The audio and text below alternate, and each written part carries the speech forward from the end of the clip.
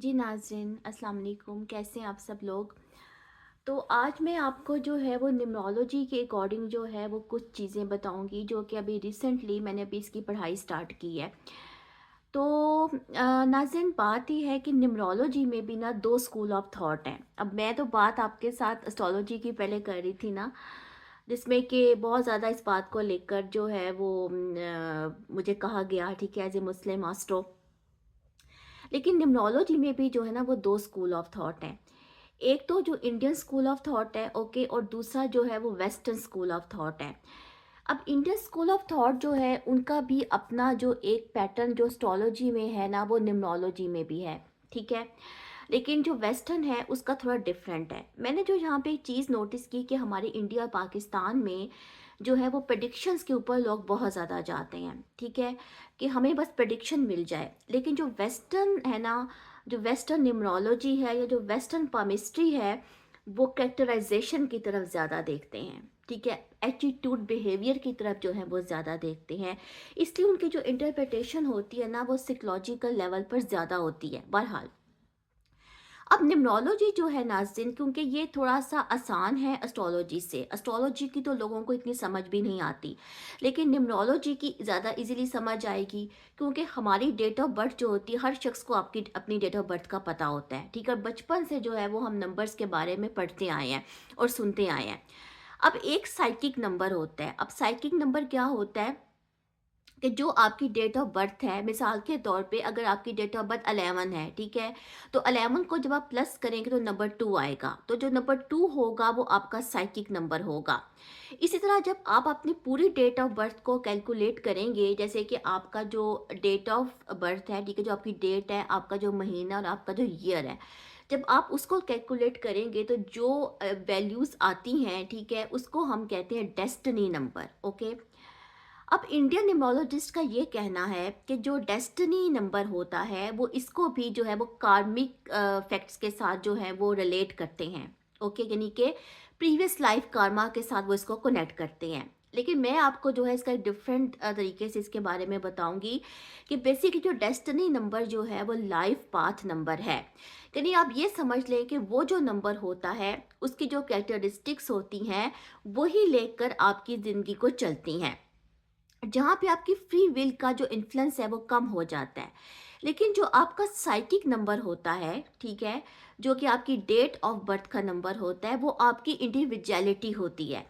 यानी कि वो आपकी, यानी कि आप अपने एक्शंस में, अपने स्पीच में, अपने थॉट्स में, अपनी जो आपकी आपका जो भी कैरियर है, ठीक है, जो भी आपका एक्सप्रेशन है, जो भी आपकी चॉइसेस हैं, उसको आप लेकर फ्रीली मूव कर सकते हो। जो आपका साइकिक नंबर होता है वो आपको फ्री विल देता है, ओके।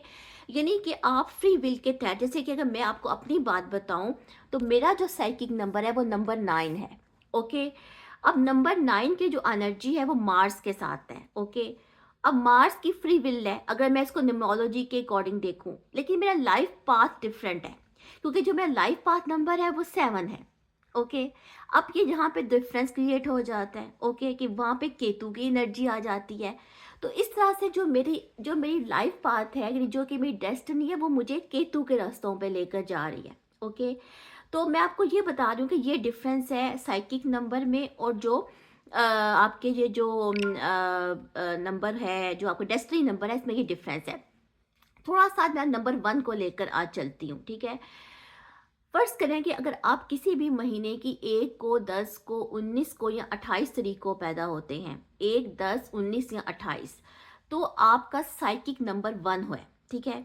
या अगर आपकी पूरी जो आपकी डेट ऑफ बर्थ है, यानी आपका जो मंथ ऑफ बर्थ है, डेट है और ईयर है, उसको कैलकुलेट करने के बाद अगर नंबर 1 आ जाता है, तो फिर आपका जो पर्सनैलिटी का इन्फ्लुएंस है ना आपकी ज़िंदगी में, वो नंबर 1 होगा, जिसका ताल्लुक सन के साथ लिया जाता है, ठीक है। यानी कि नंबर 1 का ताल्लुक सन की एनर्जी के साथ है।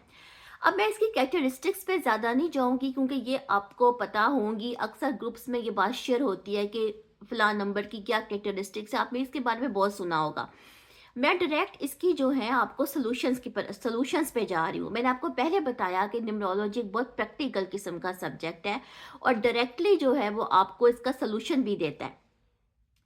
जब आप नंबर 1 के अंडर आते हैं, ओके, तो आपके लिए जो अक्टूबर, नवंबर और दिसंबर ये जो महीने हैं ना, ये अच्छे नहीं होंगे। यानी कि अगर आप अपने कोई प्रोजेक्ट्स जो हैं वो इन महीनों में करना चाहते हैं तो उसको मत करें, ओके। न्यूमरोलॉजी के अकॉर्डिंग आपके लिए जो बेस्ट टाइम है वो मार्च से अप्रैल तक का होगा और जुलाई से अगस्त तक का होगा, जो गर्मी का महीना होता है, जो पीक गर्मी होती है। क्योंकि जो ये जो महीने होते हैं ना, अक्टूबर, नवंबर और दिसंबर के, इसमें सन की एनर्जी थोड़ी वीक हो जाती है। इसलिए जो लोग सन के अंडर पैदा होते हैं ना, उनको जो है वो अपनी जो प्रोजेक्ट्स हैं वो इन महीनों में नहीं करने चाहिए, कोई इंपॉर्टेंट काम नहीं करने चाहिए। इसके अलावा सन का ताल्लुक जो कि पिथ फैक्टर से होता है, ठीक है। पिथ फैक्टर जो है वो आपकी बॉडी के अंदर एसिड्स से भी कनेक्टेड है, ओके। तो अगर आप एसिड्स वाले फूड ज़्यादा खाते हैं तो आपके मैदे में तेज़ाबियत होगी, आपका डाइजेस्टिव सिस्टम ख़राब होगा। तो आपको कोशिश ये करनी चाहिए कि अगर आप नंबर 1 के अंडर आते हैं, जैसे कि मैंने पहले आपको बताया, एक दफ़ा फिर रिपीट कर देती हूँ कि अगर आप किसी भी महीने की 1, 10, 19 या 28 तारीख को पैदा हुए हैं, ठीक है, या आप जो है जो आपकी जो डेट ऑफ बर्थ है उसका नंबर 1 है, तो फिर आपके अंदर पिथ फैक्टर जो है वो ज़्यादा होगा। तो आपको एसिड्स वाले जो फूड है वो कम लेने चाहिए। इसके लिए जो है रेमेडी भी एक है जो कि जेमस्टोन्स के हवाले से है। ना सिर्फ जेमस्टोन्स जो है ना वो हीलिंग प्रॉपर्टीज रखते हैं, ओके। तो इन लोगों के लिए जो है वो रूबी का पत्थर जो है वो अच्छा समझा गया है, लेकिन सिर्फ मेल हजरात के लिए। फीमेल्स के लिए इसका सब्स्टिट्यूट तजवीज़ किया जाता है, ठीक है। जो लोग सन की एनर्जी के अंदर आते हैं उनको रूबी का पत्थर पहनना चाहिए, मगर मेल हजरात को, फीमेल्स को जो है वो इसका सब्स्टिट्यूट जो है वो पहनना चाहिए, ठीक है, अगर वो पहनना चाहें। नहीं तो ऐसा भी हो सकता है कि वो मेडिटेट भी कर सकती है। इसमें कुछ कलर थेरेपीज भी हैं, जो मैं आपको बताती हूँ कि अब कौन से कलर्स हैं जो कि लोगों को इस्तेमाल करने चाहिए। इसमें जो है वो येलो कलर आ जाता है, ऑरेंज कलर आ जाता है और गोल्डन कलर जैसे होते हैं, सुनहरी रंग, वो आ जाते हैं।